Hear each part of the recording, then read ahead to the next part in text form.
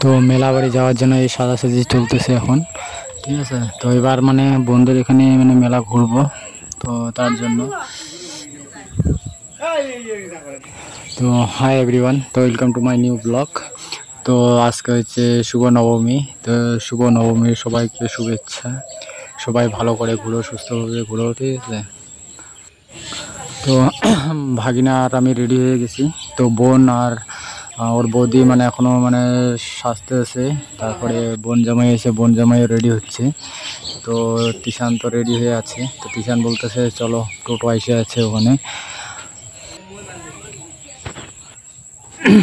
এই যে রেডি হচ্ছে, আর আমি আর আমার ভাগিনা যে রেডি হয়ে যাচ্ছি টোটোর ওখানে।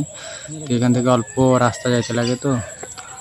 তো ভাগিনা তো মানে সেই খুশি, ও তার আগের দিনও গেছিলো, অষ্টমীর দিনও মানে গেছিলো ওদের বন্ধুর সাথে। তো এই যে একজন আসলো এখন।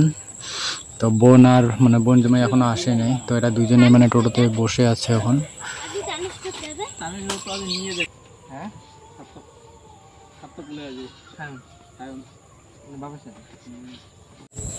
তো আমরা যে রেডি হয়ে এখন যাচ্ছি এখন। তো আলিপুরদুয়ারে যে ইটভাটা আছে, তো এখানকার এটা প্যান্ডেল খুব সুন্দর হয়েছে এবার, ঠিক আছে। খুব সুন্দর লাগলো এবার। তো সবাই মিলে এখন আলিপুরদুয়ারে পৌঁছালাম, ঠিক আছে।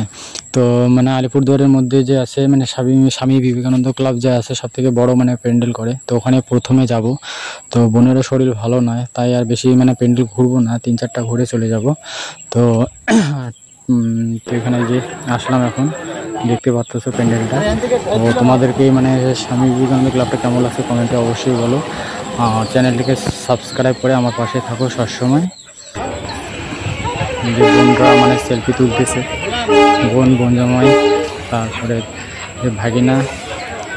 তো এইবার স্বামী বিবেকানন্দ ক্লাব খুব ভালো হয়েছে এবার, মানে প্যান্ডেল খুব সুন্দর হয়েছে।